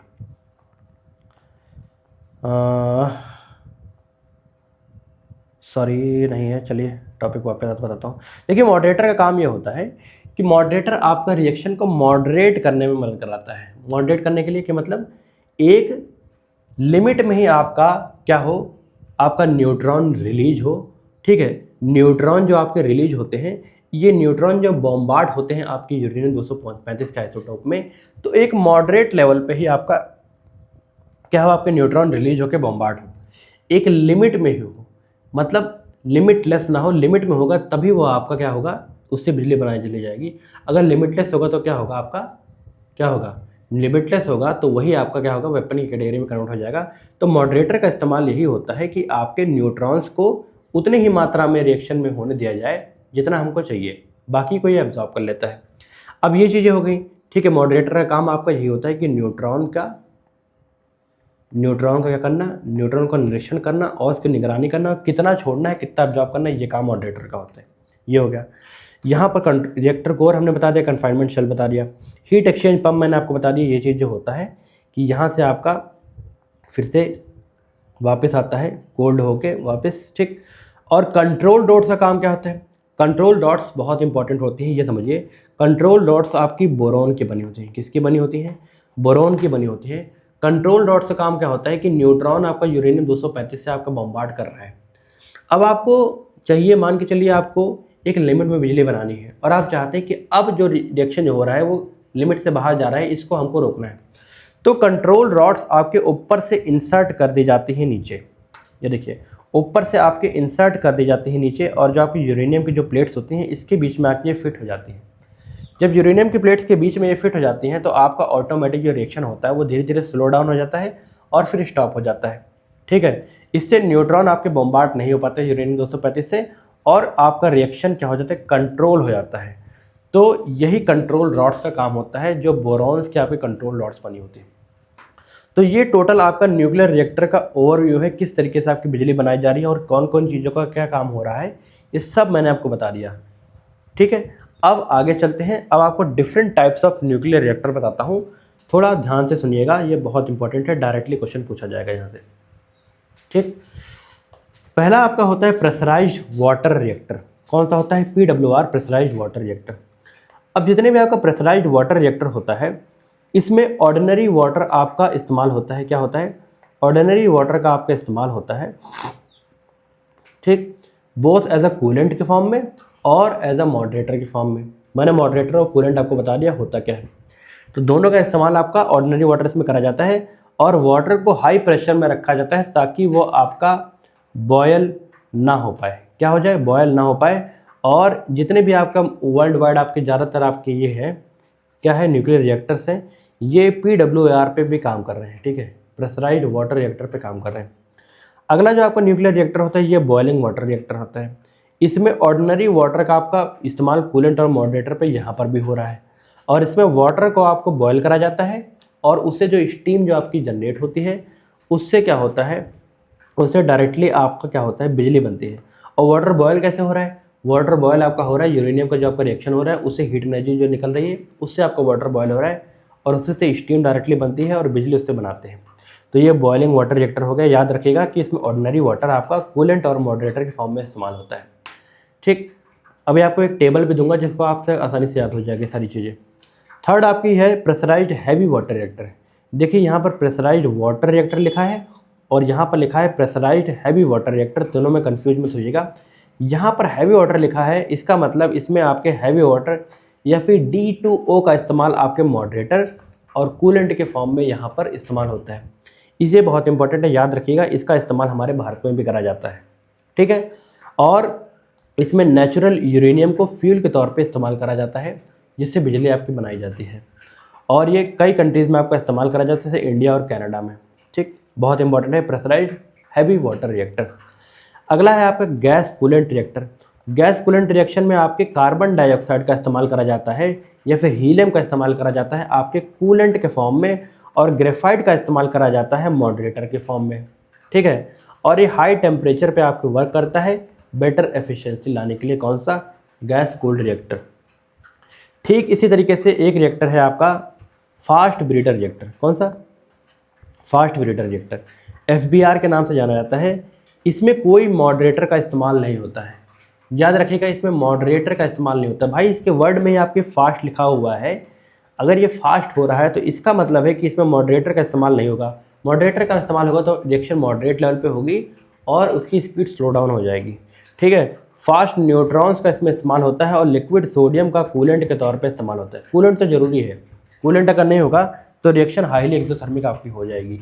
लिक्विड सोडियम का इस्तेमाल यहाँ पर करा जा रहा है कूलेंट के फॉर्म में। और ये मोर फिजाइल फ्यूल आपका बनाता है देन इट कंज्यूम्स। जितना ये कंज्यूम करता है उससे ज़्यादा ये फ्यूल बना देता है आपका। ठीक है, उससे ज़्यादा ये फ्यूल बना देता है। तो ये फास्ट ब्रीडर रिएक्टर हो गया। अगला है आपका लाइट वाटर रिएक्टर। ये जनरली आपका ज़्यादा इंपॉर्टेंट नहीं है, इसको अगर आप नहीं समझेंगे तब भी कोई दिक्कत नहीं है, लेकिन small water reactor, small modular reactor जो बहुत इंपॉर्टेंट है, जो न्यूज़ में रहता है, इसको समझना जरूरी है। स्मॉल मॉड्यूलर रिएक्टर आपका कॉम्पैक्ट होता है, फैक्ट्री साइज इसका बहुत कम होता है, इसको कहीं भी आप लगा सकते हैं। मान के चलिए कि इस समय मैं उत्तर प्रदेश में बाराबंकी से पढ़ा रहा हूँ और बाराबंकी में हमको बाराबंकी की बिजली आपको एक तरीके से हमको बनानी, हम चाहते हैं कि इस एरिया के लिए हमको बिजली के लिए अलग से प्लांट लगाना है, तो हमको छोटा रिएक्टर लगा देंगे, स्मॉल न्यूक्लियर रिएक्टर लगाएंगे, स्मॉल मॉड्यूलर रिएक्टर कहलाएगा। कॉम्पैक्ट साइज होता है, फैक्ट्री बिल्ट न्यूक्लियर रिएक्टर होता है। ये सेफ़र होता है, ईजी टू ट्रांसपोर्ट और इंस्टॉल करना इसको बहुत आसान होता है और ये suitable for remote areas and smaller power grids के लिए बहुत इंपॉर्टेंट होता है। कौन सा? आपका स्मॉल मॉड्यूलर रिएक्टर। तो होपफुली आपको डिफरेंट टाइप्स ऑफ जितने रिएक्टर होंगे इसको बारे में मैंने आपको बताया है, इसको नोट डाउन कर लीजिएगा और इससे रिवाइज करिएगा, आपको आसानी से याद हो जाएंगे। अब एक टेबल देता हूँ आपको जो बताएगा आपको कि कौन कौन से आपके रिएक्टर टाइप होते हैं, उसमें कौन सा मॉडरेटर इस्तेमाल होता है, कौन सा कूलेंट होता है और फ्यूल कौन कौन सा आपका इस्तेमाल करा जाता है। ये यहाँ से आपको आसानी से समझ आ जाएगा। देखिए, प्रेशराइज्ड वाटर रिएक्टर में आपके लाइट वाटर का इस्तेमाल करा जाता था मॉडरेटर में, कूलेंट में भी लाइट वाटर और एनरिच्ड यूरेनियम इसमें फ्यूल होता है। ठीक, अब जो चीज़ आपको देखिए इस टेबल में जो इंपॉर्टेंट है, जो एक्स्ट्रा होती है वो चीज़ समझनी होती है, वही याद रखनी होती है। जैसे प्रेशराइज्ड हैवी वाटर में आपके हैवी वाटर इस्तेमाल करा जा रहा है मॉडरेटर के फॉर्म में, और इसमें करा जा रहा है ग्रेफाइट, और FBR में कोई भी आपका फास्ट ब्रीडर रिएक्टर में कोई मॉडरेटर इस्तेमाल नहीं होता है। ठीक है। अगला हैवी वाटर में आपका हैवी वाटर बिल्कुल सेम इसी तरीके से याद कर लीजिएगा कि इसमें आपका मॉडरेटर और कूलेंट दोनों में इस्तेमाल होता है, और यहाँ पर CO2 और हीलियम की बात करी गई है, और लिक्विड सोडियम FBR में है, और एनरिच्ड यूरेनियम फ्यूल आपका दोनों में होता है, PWR में और VWR में, और नेचुरल यूरेनियम का इस्तेमाल आपके इसमें होता है किसमें, PHWR में। ठीक है। तो ये आपका हो गया। अब ये टेबल भी याद रखिएगा, बहुत इंपॉर्टेंट है, इससे आपको कूलेंट और मॉडरेटर पता चल जाएगा, ये एग्जाम में पूछ लेता है। ठीक। आगे अब हम बात करते हैं हमारे 3 स्टेज न्यूक्लियर पावर प्लांट का जो प्रोसेस है, ये फिर अवधारणा है, ठीक, कॉन्सेप्ट है, उसके बारे में बात करिए। बहुत इंपॉर्टेंट है, इसके बारे में मेंस में डायरेक्टली क्वेश्चन आ सकता है आपको लिखने के लिए। ठीक है। तो ये बहुत ज़रूरी है आपके लिए, और प्रीलिम्स में भी आपके स्टेज से क्वेश्चन पूछा जा सकता है। अभी क्यों न्यूज में है और क्यों पूछा जा सकता है ये समझिए। देखिए इसकी 3 स्टेजें हैं। ठीक है। ये होमी जहांगीर भाभा हैं जिन्होंने इसका कॉन्सेप्ट रखा था, क्योंकि हमारे पास आपके पास क्या है, यूरेनियम की मात्रा आपके बहुत कम है, ये आप सभी जानते हैं, मैंने आपको बता दिया। लेकिन एक चीज़ है जो हमारे पास बहुत एक्सेस में है, क्या है वो, आपकी थोरियम। ठीक है। क्या है हमारे पास, थोरियम है। थोरियम का अमाउंट लगभग हमारे पास इंडिया में 25% है। और थोरियम आपको कहाँ पाया जाता है,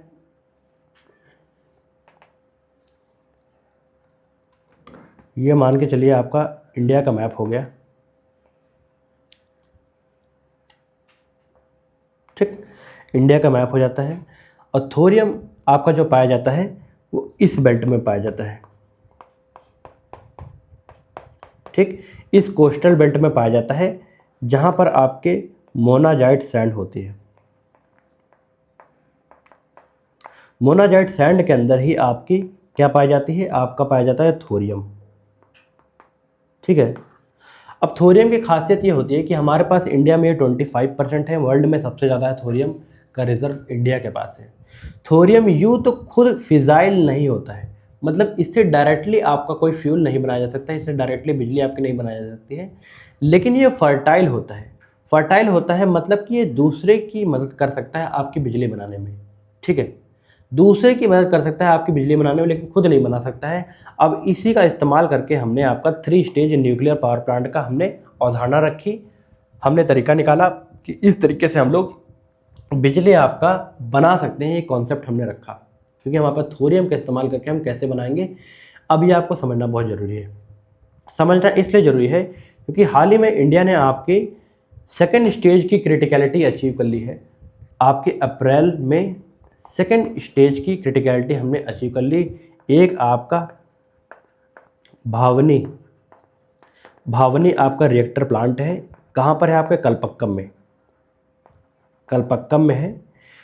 यहाँ पर हमने क्रिटिकलिटी आपकी 2nd स्टेज की हमने अचीव कर ली है।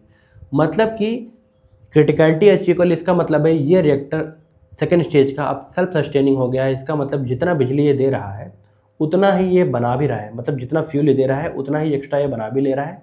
और रिएक्शन सेल्फ सस्टेनिंग है, मतलब कि हमें जितना एनर्जी हम लोग दे रहे हैं उससे एक्स्ट्रा अमाउंट अगर एनर्जी नहीं निकाल पा रहे तो उतनी तो हम लोग निकाल ही ले रहे हैं, और आगे आगे जैसे एडवांसमेंट होगी उससे थोड़ा एक्स्ट्रा एनर्जी भी निकाल लेंगे। आया यह है कि 512 मेगावाट की हमने एनर्जी इससे बनाना सीख लिया है। अब 2nd स्टेज से हमने कलपक्कम में करके दिखाया है। अब ये स्टेजेस समझिए होती कौन कौन सी है। देखिए फर्स्ट स्टेज जो आपका है, 3 स्टेज का ये रिएक्टर है। फर्स्ट स्टेज में होमी जहांगीर भाभा ने कहा कि हम लोग प्रेशराइज्ड हैवी वाटर रिएक्टर का इस्तेमाल करेंगे, जो मैंने आपको पिछले बताया। प्रेशराइज्ड हैवी वाटर रिएक्टर का इस्तेमाल करेंगे मतलब कि इसमें हैवी वाटर का आपका इस्तेमाल करा जाएगा as a coolant and as a moderator, इसका इस्तेमाल हो गया। और ये एक्सेस न्यूट्रॉन को मॉडरेटर क्या करता है, आपके एब्जॉर्ब कर लेता है, ये मैंने आपको बताया। ठीक है। अब यहाँ पर हैवी वाटर का इस्तेमाल करा गया, प्रेशराइज्ड हैवी वाटर रिएक्टर है, याद रखिएगा फर्स्ट स्टेज में।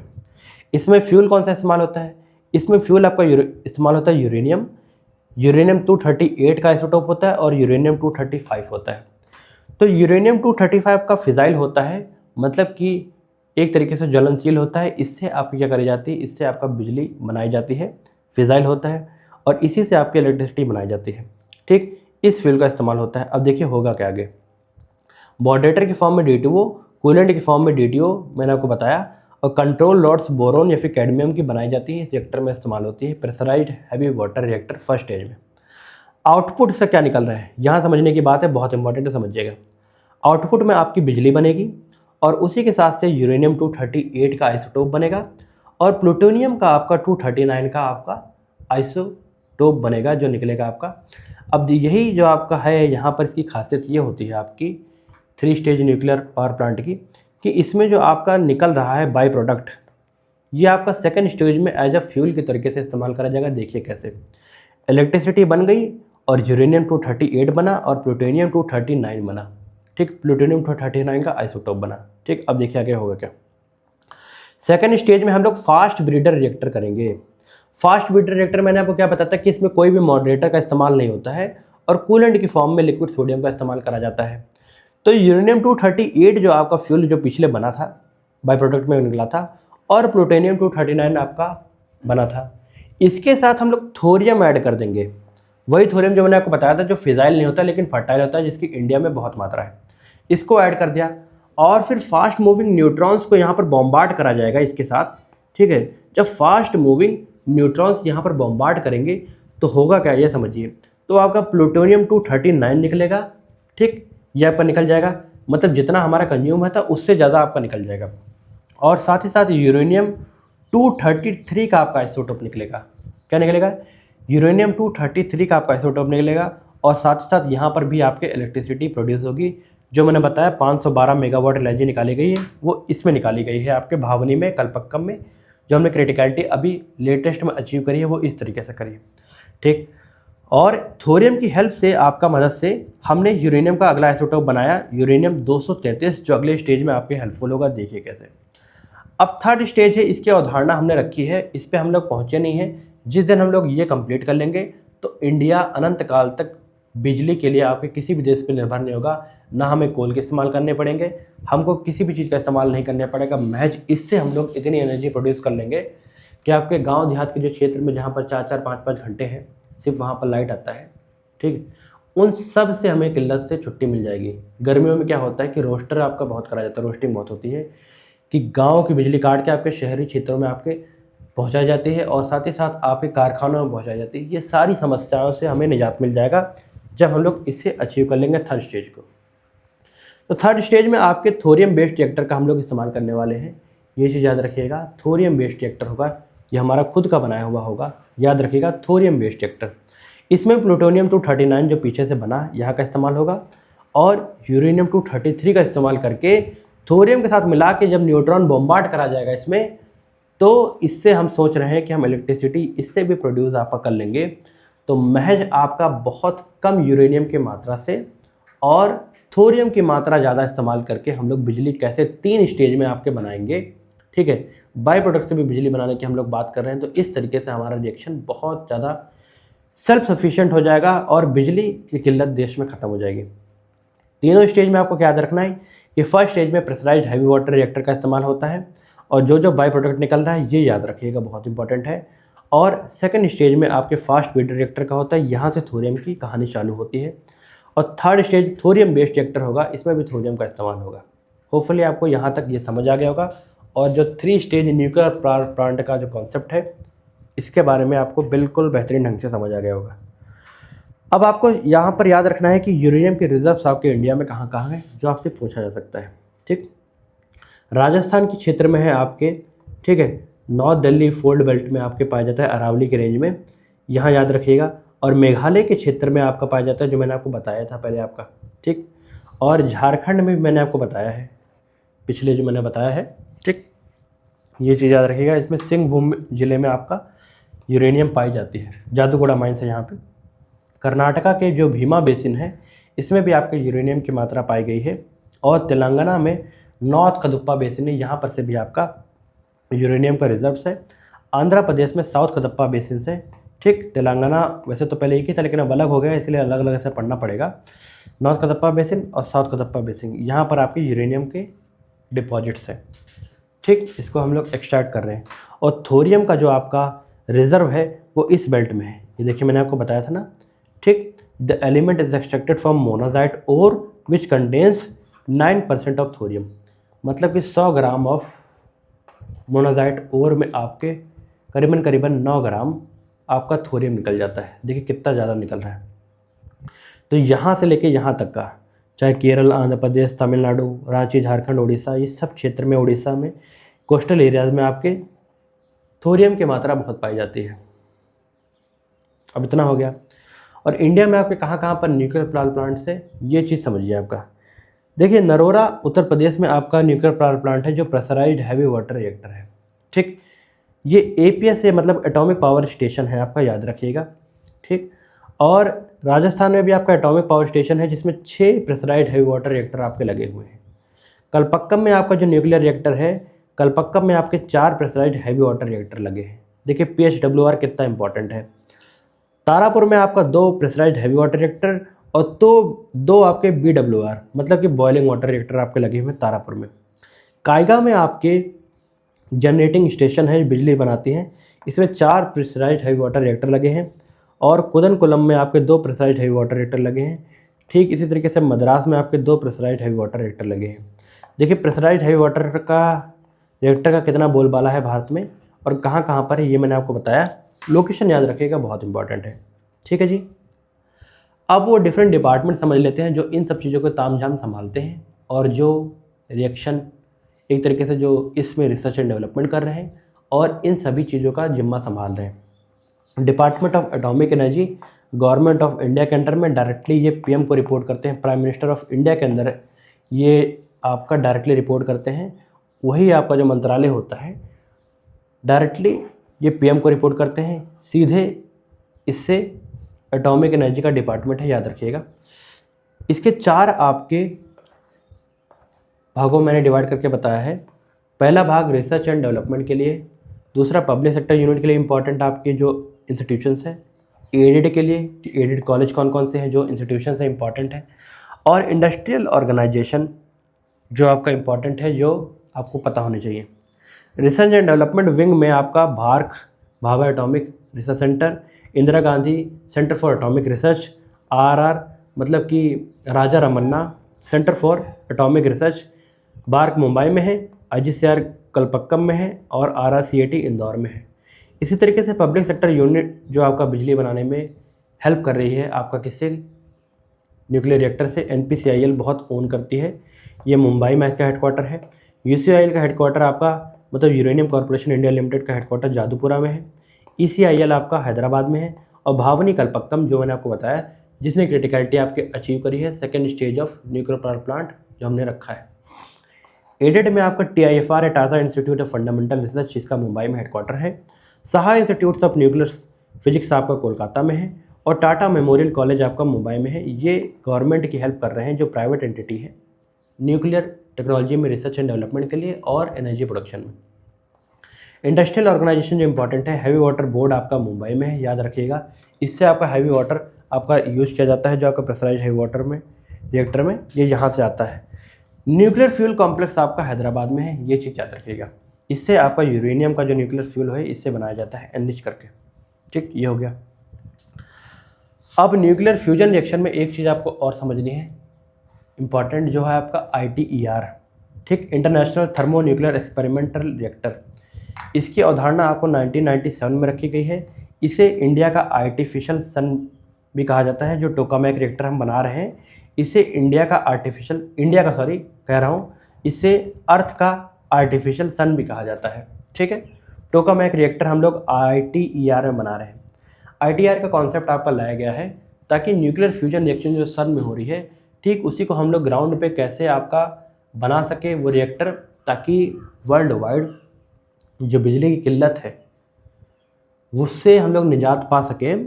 तो ITER आपके न्यूक्लियर फ्यूजन रिएक्शन में एक तरीके से एडवांसमेंट लाने के लिए लाया गया था।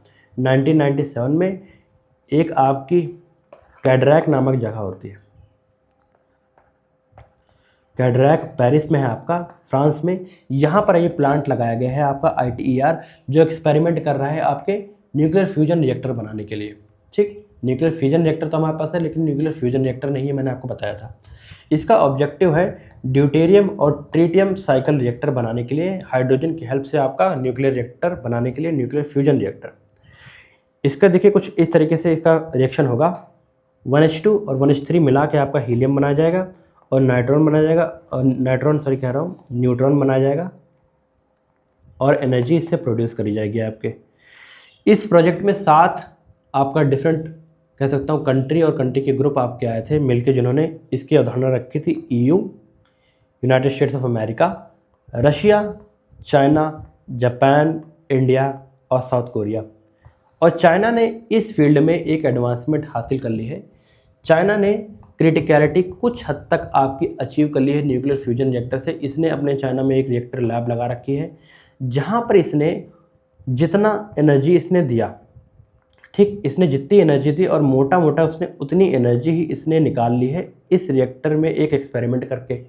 और साथ ही साथ मिलियंस ऑफ डिग्री जो सेल्सियस टेम्परेचर होता है वो इसने अर्थ में बना के दिखाया है, और उसमें रिएक्शन आपकी सेल्फ सस्टेनिंग धीरे धीरे हो रही है। ठीक है, देखिए होता क्या है कि हाई टेम्परेचर पे आपकी ड्यूटेरियम और ट्रिटियम होता है, ये आयोनिक स्टेट में कन्वर्ट हो जाते हैं। ठीक है, आयोनिक स्टेट में कन्वर्ट हो जाते हैं, जिसकी वजह से आपका रिएक्शन हैम्पर करती है और रिएक्शन आपका आगे नहीं हो पाती है। तो चाइना ने इसमें कुछ एडवांसमेंट आपके हासिल कर ली है। ठीक है, तो कहा गया है कि चाइना ने, आप न्यूज़ में सुना होगा कि चाइना ने धरती पर आर्टिफिशियल सन बना लिया। ये वही चीज़ था जो कर रहा है चाइना। ठीक है, चाइना इस प्रोजेक्ट के साथ जुड़ा हुआ है, तो कुछ हद तक एडवांसमेंट चाइना ने हासिल कर लिए। एक आशा की किरण नज़र आ रही है, धीरे धीरे हम लोग कर रहे हैं। और पुणे में इंडिया ने भी आपका ये सेटअप डाल रखा है, जहाँ पर इंडिया भी आपका रिसर्च कर रहा है, जो कुछ हद तक धीरे धीरे वो भी कुछ एड ऑन करने की कोशिश कर रहा है। ऐसे ये सारे देश मिलके एक रिएक्टर बनाने की बात कर रहे हैं। ITER है, 1997 में आया था, बहुत इंपॉर्टेंट है, याद रखिएगा। ठीक है जी, इससे हम बनाने की क्या बात कर रहे हैं, इससे हम टोकामैक रिएक्टर बना रहे हैं। टोकामैक रिएक्टर आपका वही रिएक्टर होगा जो न्यूक्लियर फ्यूजन रिएक्टर होगा। ठीक है, ये चीज़ याद रखिएगा। Tokamak design to maintain an equilibrium between temperature and polarisation of deuterium and tritium. ये इसका बेसिक काम होगा टोकामैक रिएक्टर का, ताकि न्यूक्लियर फ्यूजन रिएक्टर बनाया जा सके। हो गया, अब ये हो गया न्यूक्लियर फ्यूजन रिएक्टर का और फ्यूजन रिएक्टर का बिजली बनाने का कार्यक्रम। अब आपको न्यूक्लियर बॉम्ब की कहानी बताता हूँ। ठीक, थोड़ा समझिएगा, 2 मिनट मुझे समझ लीजिए। ठीक,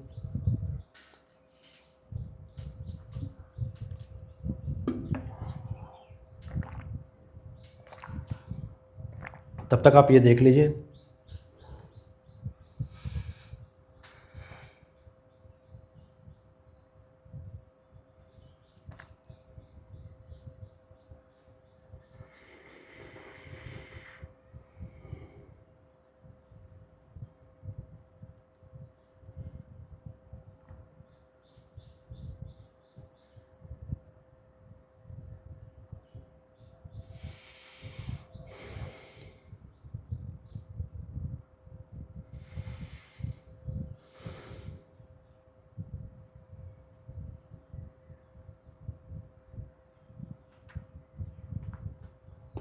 चलिए, हो गया।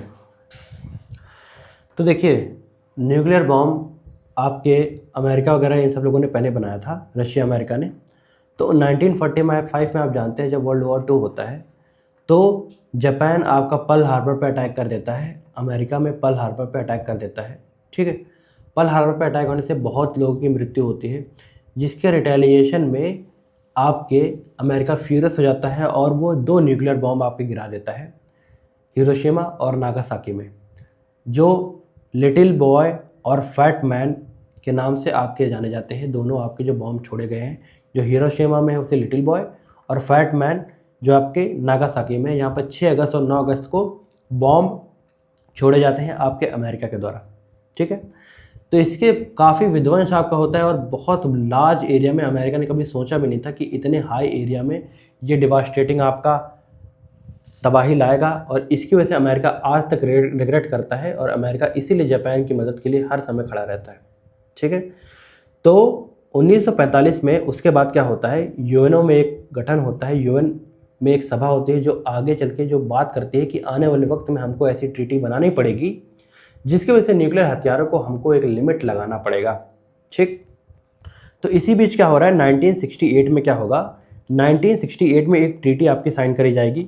ठीक, 1968 में ट्रीटी साइन करी जाएगी जिसका नाम होगा NPT, non proliferation treaty. Non proliferation treaty आपके परमानेंट 5 कंट्रीज़ के द्वारा लाई जाएगी। ठीक है, अब इसी बीच क्या होगा, 1964 आएगा। 1964 आएगा, यहाँ पर चाइना क्या करेगा, चाइना खुद का आपका न्यूक्लियर टेस्ट करेगा और इसके पास भी न्यूक्लियर बॉम्ब बनाने की टेक्नोलॉजी आ गई। अब यहाँ पर न्यूक्लियर बॉम्ब की टेक्नोलॉजी बनाने की टेक्नोलॉजी आपके फ्रांस के पास आ चुकी है, US में आ चुकी है, रशिया के पास है, मतलब सोवियत USSR के पास है, और चाइना के पास है। ठीक है, ये 4 कंट्री हो गई। ठीक, P5 में US हो गया, USSR हो गया आपका, और चाइना हो गया, और ये हो गया, यार देखिए दिमाग बिल्कुल नहीं काम कर रहा है, फ्रांस हो गया। ठीक है, तो जितने भी आपके परमानेंट 5 कंट्रीज़ हैं इनके पास न्यूक्लियर हथियार बनाने की आपकी क्या हो गई, अब टेक्नोलॉजी आ गई है। ठीक, तो इसमें क्या होगा, इन्होंने NPT साइन करी आपके 1968 में। इस NPT में इन्होंने क्लॉज रखा कि जितने भी आपके नॉन न्यूक्लियर कंट्री हैं, जितने भी आपके नॉन न्यूक्लियर कंट्री है, नॉन न्यूक्लियर कंट्री आपके न्यूक्लियर हथियार नहीं बना सकती है। ये इसमें क्लॉज था, नॉन न्यूक्लियर कंट्रीज़ आपके न्यूक्लियर हथियार नहीं बना सकती है। उसी के साथ साथ ही एक क्लॉज रखा गया कि आपकी जितनी भी nuclear country rich country state है, ये सभी के सभी आपके नॉन न्यूक्लियर स्टेट को क्या करेंगे, ये लोग आपके क्या नहीं बचा सकते हैं, यूके के पास भी आपके न्यूक्लियर बॉम्ब बनाने की टेक्नोलॉजी है। ठीक है, तो नॉन न्यूक्लियर स्टेट जो होते हैं, जितने भी न्यूक्लियर स्टेट है आपके, जैसे अमेरिका है, अमेरिका किसी भी ऐसे स्टेट जो नॉन न्यूक्लियर स्टेट है उसको न्यूक्लियर टेक्नोलॉजी नहीं दे सकता है बॉम्ब बनाने की। ठीक, ये चीज़ रखा गया। उसी के साथ साथ ही अगर कोई न्यूक्लियर रिच कंट्री है, वो परमानेंट 5 जो कंट्री है, P5 के जो कंट्री है, इनमें से जिसके पास न्यूक्लियर हथियार बनाने की टेक्नोलॉजी है वो किसी ऐसे देश को टेक्नोलॉजी आपका ट्रांसफ़र कर सकता है जिसके पास न्यूक्लियर हथियार बनाने की टेक्नोलॉजी पहले से हो, और कोई भी नॉन न्यूक्लियर कंट्री है वो आपका न्यूक्लियर हथियार नहीं बना सकता है। तो एक तरीके से इंडिया को ये ट्रीटी बहुत पार्शियल लगी, इंडिया और कुछ कंट्रीज को ट्रीटी बहुत पार्शियल लगी, और उन्होंने ये ट्रीटी कभी साइन ही नहीं करी, क्योंकि उनको लगा कि हमारे रीजनल पास के लिए, हमारे खुद के सिक्योरिटी के लिए ये ट्रीटी बहुत ज़्यादा ऑब्जेक्शनेबल है और हम इसे कभी साइन नहीं करेंगे। इसमें NPT जो साइन करी गई उसमें डीन्यूक्लियराइजेशन और साथ ही साथ न्यूक्लियर जो आपका फ्यूल है इसका प्रोलिफरेशन कम से कम हो, हथियार का ड्यूल यूज पर्पस हो कम से कम हो, ड्यूल यूज को इस्तेमाल को रोकने के लिए आपका NPT लाई गई थी, ताकि सिविलियन पर्पस के लिए और ये मिलिट्री पर्पस के लिए दोनों का इस्तेमाल आपके लिए ना करा जा सके, न्यूक्लियर फ्यूल्स का महज सिविलियन पर्पस के लिए करा जाए। इन सब चीज़ों के लिए NPT लाई गई थी। तो इंडिया ने ये NPT आपके साइन नहीं करी। इसके साथ साथ ही आपके इंडिया ने साइन नहीं करी और पाकिस्तान ने साइन नहीं करी थी और इजराइल ने साइन करी थी, लेकिन बाद में इजराइल आप क्या हुआ, विड्रॉ कर दिया, और नॉर्थ कोरिया ने कभी साइन नहीं करी। इसी के साथ साथ ही एक कंट्री है आपकी साउथ सूडान, साउथ सूडान ने भी आपकी ये साइन नहीं करी थी। इंडिया के पास आज प्रेजेंट टाइम में आपके पास न्यूक्लियर हथियार है, पाकिस्तान के पास भी है, और कहा जा रहा है कि इजराइल के पास भी है, आपका नॉर्थ कोरिया के पास तो है ही, और साउथ सूडान का कुछ नहीं कहा जा सकता है, अभी इसने बना नहीं पाया है। लेकिन अगर आपके पास टिक करने के लिए आए, ठीक, तो इंडिया, पाकिस्तान और परमानेंट 5 कंट्रीज़ इनके पास न्यूक्लियर हथियार है। इजराइल कभी टिक ना करना, इजराइल के पास है लोग, लेकिन अभी ऑफिशियली हमने रिकॉग्नाइज नहीं करा है। ठीक है, ये चीज़ याद रखिएगा। तो 1968 में हमने NPT नहीं साइन करी। फिर होता क्या है, 1974 में इंडिया की गवर्नमेंट है, उस समय आपके कौन होती हैं, इंदिरा गांधी आपकी सरकार में होती है। तो इंदिरा गांधी जिन्हें अपने देश को न्यूक्लियर रिच बनाने के लिए, न्यूक्लियर हथियार में स्टेबल बनाने के लिए, क्योंकि चाइना देखिए यहाँ पर 1964 में आपके न्यूक्लियर हथियार बना चुका है, और चाइना हमारा पड़ोसी नेशन है और हॉस्टाइल नेशन है, जो अगर आगे हम पे इस पर हमला कर देगा तो इससे हमारी सॉवरेंटी को थ्रेट हो सकता था। इसीलिए इंडिया ने भी टेस्ट करने की सोची और न्यूक्लियर हथियार बनाने के बारे में बात करी। 1974 में पोखरान 1 टेस्ट करा जाता है आपका मई 18 को। ठीक है, याद रखिएगा, स्माइलिंग बुद्धा इसका कोड नेम था, लेकिन ये असफल होता है आपका। ठीक, ये असफल होता है और इसके बहुत एक तरीके से मैं कह सकता हूँ दुष्परिणाम इंडिया को फेस करने पड़ते हैं और कई तरीके की बातें आपकी सुनी जाती हैं, जिसको इंदिरा गांधी जी को कई तरीके के आपके शब्द सुनाते हैं अमेरिका वाले, आपने सुने होंगे इंटरनेट पे, जो एक तरीके से, लेकिन इंडिया अपने आप को डिफेंड किया, कई तरीके के सैंक्शंस भी लगे, लेकिन इंडिया ने हार नहीं मानी। ठीक है, इंडिया आपका धीरे धीरे बढ़ता रहा और आगे चल के ये सैंक्शन आपके हटे भी। फिर साल आता है आपका 1998, उस समय आपकी सरकार होती है, अटल बिहारी वाजपेयी जी की सरकार होती है। अटल बिहारी वाजपेयी आपके होते हैं, उन्होंने फिर से आपका ये टेस्ट करवाया है, न्यूक्लियर टेस्ट, बहुत ही चालाकी के साथ कराया। आप लोग एक मूवी देखेंगे जॉन अब्राहम का, अगर नहीं देखेंगे तो देखिएगा किस तरीके से हमने वो करा था, उसमें आपको आसानी से समझ आ जाएंगे सारी चीज़ें। तो अब ये चीज़ हो गई, तो अटल जी ने जो आपके 2 न्यूक्लियर टेस्ट करे, पहला आपका 11 मई को, दूसरा आपका 13 मई को। ठीक है, शक्ति 1 और शक्ति 2 इसके कोड नेम थे और दोनों आपके सफल हुए और इंडिया ने बहुत चालाकी के साथ आपके न्यूक्लियर बॉम्ब बनाने की टेक्नोलॉजी हमने बना ली और दुनिया के सामने रखा कि हाँ हम भी न्यूक्लियर रिच आपके कंट्री हो गई। दुनिया तंग रह गई थी उस समय। ठीक है, देख कर कि इंडिया जैसा मतलब देश न्यूक्लियर बॉम्ब बना सकता है, मतलब एक तरीके से सबकी आंखें खुली की खुली रह गई थी। तो इंडिया ने अचीव कर ली थी टेक्नोलॉजी 1997 में और ठीक उसी के बाद कुछ दिनों बाद आपके उसी मई महीने में 27 से 28 मई के आसपास आपके पाकिस्तान ने भी न्यूक्लियर बॉम्ब बनाने की आपकी क्या करी, टेक्नोलॉजी का उसने परीक्षण किया। छगाई हिल्स नाम है, पाकिस्तान में छगाई हिल्स है, वहाँ पर उसने ये आपका रिएक्शन, ये एक टेस्ट किया और वो सक्सेसफुल हुआ और इस तरीके से पाकिस्तान के पास भी न्यूक्लियर हथियार बनाने की टेक्नोलॉजी आई। अब पाकिस्तान के पास जो न्यूक्लियर टेक्नोलॉजी बनाने के हथियार आई है, टेक्नोलॉजी आई है, वो आप समझ सकते हैं कहाँ से आई होगी, वो चाइना से आई थी। चाइना के हेल्प से एक तरीके से आपका क्या करा गया, आपका न्यूक्लियर हथियार बनाने की टेक्नोलॉजी अब पाकिस्तान के पास भी आ चुकी है। तो इस तरीके से इंडिया पाकिस्तान के पास ऐसे आया, चाइना के पास पहले से था। अब समझिए इंडिया इसी के तरीके से आपका न्यूक्लियर डॉक्ट्रिन लेके आया है। न्यूक्लियर डॉक्ट्रिन हमारा आया है 1998 में। 1998 में हमारे जो इंडिया की खुद की न्यूक्लियर डॉक्ट्रिन आई है, ये कहती है no first use. No first use की मतलब हम पहले किसी भी देश पे आप पे न्यूक्लियर हथियार से हमला नहीं करेंगे, लेकिन अगर किसी देश ने हमें न्यूक्लियर हथियार से हमला किया तो सेकेंड स्ट्राइक हम लोग करेंगे। सेकेंड स्ट्राइक कैपेबिलिटी है हमारे पास। ठीक, सेकेंड स्ट्राइक कैपेबिलिटी है हमारे पास, मतलब कि दूसरी बार किसी ने हम पे अटैक किया तो दूसरी बार हम लोग उस पर रिटेलिएट करके आपके न्यूक्लियर बॉम्ब हथियार से उस देश को छोड़ेंगे भी नहीं। ये चीज़ हमने साफ कह दी है। इसी के साथ साथ ही क्रेडिबल मिनिमम डिटरेंस बनाने की बात करी गई है। क्रेडिबल मिनिमम डिटरेंस की बात करी गई है कि मतलब कुछ हद तक एक तरीके से डर बनाने के लिए हम लोग न्यूक्लियर हथियार आपका लेके आए हैं। ठीक है जी, तो ये चीज़ हो गई। लेकिन यही सेम पॉलिसी आपकी चाइना की भी है। चाइना ने भी कह रखा है अपनी पॉलिसी में कि हम नो फर्स्ट यूज की पॉलिसी को अपनाते हैं, मतलब हम पहले किसी भी देश पे न्यूक्लियर हथियार से हमला नहीं करेंगे। लेकिन पाकिस्तान की जो पॉलिसी है, पाकिस्तान के पास कोई भी आपके नो फर्स्ट यूज की पॉलिसी नहीं है। वो कह रहा है कि हम जब चाहेंगे किसी पे पाकिस्तान हमला कर देगा न्यूक्लियर बॉम्ब से, लेकिन इतना आसान नहीं होता है। ठीक है, सिर्फ कहना आसान नहीं होता है, करना बड़ा मुश्किल होता है, क्योंकि उसके दुष्परिणाम बहुत मुश्किल होते हैं, पूरा का पूरा देश गायब हो सकता है। ठीक, तो ये चीज़ है। हो गया आपका इंडिया की न्यूक्लियर डॉक्ट्रिन ये है। हाल ही में आपकी सिप्री की एक रिपोर्ट आई है, हाल ही में आपकी सिप्री की एक रिपोर्ट आई है जिसमें बताया गया है कि कौन कौन सी कंट्री के पास आपके कितने बार न्यूक्लियर हथियार हैं। प्रेजेंट टाइम में किस किस कंट्री के पास न्यूक्लियर हथियार हैं, जिसमें टॉप पे है आपका यूनाइटेड स्टेट्स ऑफ अमेरिका, फिर रशिया, देन आपके पास चाइना। चाइना ने भी आपका न्यूक्लियर वेपन्स बढ़ाए हैं। आने वाले वक्त में जो स्टडी कह रही है कि न्यूक्लियर वेपन्स को चाइना ने बढ़ाया है, हथियारों को, और इंडिया आपके 4th नंबर पे है। इंडिया भी आपका बढ़ा रहा है। तो सिप्री की रिपोर्ट बहुत इंपॉर्टेंट है, इसको देख लीजिएगा, इसकी रैंकिंग क्या क्या है, ये आपके लिए बहुत इंपॉर्टेंट है। इसी चैनल पे मैंने एक सिप्री की जो रिपोर्ट आई है उसकी वीडियो डिटेल में मैंने बता रखा है कि सिप्री की रिपोर्ट की क्या महत्वाकांक्षाएं होती हैं और क्या उसके आउटकम्स है। इसी चैनल पे आप लोग विजिट करके सर्च करेंगे एग्ज़ाम मोड सिप्री रिपोर्ट, जब सर्च करेंगे तो ऑटोमेटिक आपके सामने आ जाएगी। इसी चैनल पर जाके आप लोग देख सकते हैं। तो इस तरीके से न्यूक्लियर टेक्नोलॉजी का ड्यूल पर्पस के लिए जितना भी आपका लेखा जोखा था जो आपके एग्जामिनेशन में पूछा जा सकता है, मैंने पूरी तरीके से आपको लेक्चर कवर करा दिया और होपफुली आपको बेहतरीन ढंग से समझ भी आया होगा।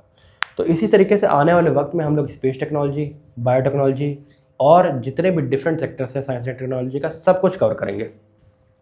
तो वीडियो अगर आपको अच्छी लगी हो फ्रेंड्स, तो प्लीज़ इस चैनल को जरूर सब्सक्राइब कीजिएगा, अपने दोस्तों तक इस वीडियो को जरूर शेयर कीजिएगा ताकि उन्हें भी क्वालिटी कंटेंट मिल सके। और इस लेक्चर की PDF को डाउनलोड करने के लिए टेलीग्राम ग्रुप को ज्वाइन कर लीजिएगा, ठीक है। लिंक मैं डिस्क्रिप्शन में डाल दूंगा, वहाँ से आप वो टेलीग्राम ग्रुप ज्वाइन करके लेक्चर को डाउनलोड कर सकते हैं। प्लीज़ इसे ज़रूर शेयर कीजिएगा अपने दोस्तों के साथ। कल फिर से मिलते हैं नेक्स्ट वीडियो के साथ, तब तक के लिए जय हिंद, जय भारत, थैंक्स फॉर वॉचिंग।